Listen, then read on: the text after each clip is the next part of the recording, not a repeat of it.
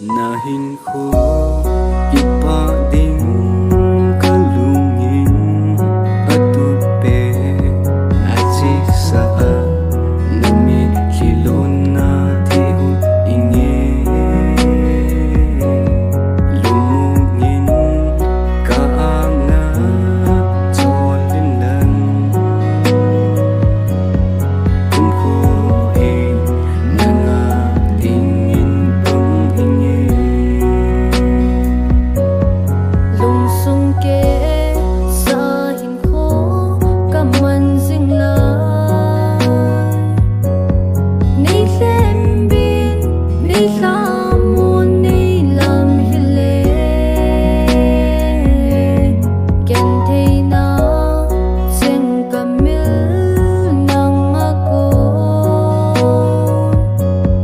kahit sin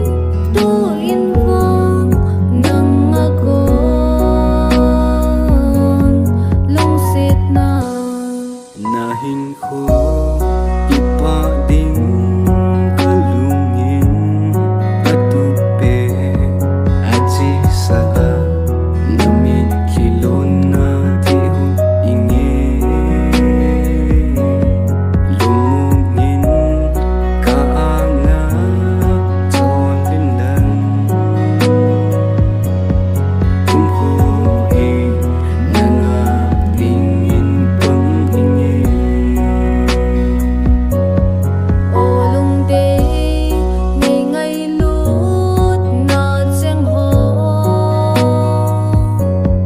vai bang thang din ding bong kapal boy ni song le lo senin olong day kahin khun nang tingin pang inge nay tuin nay hin khun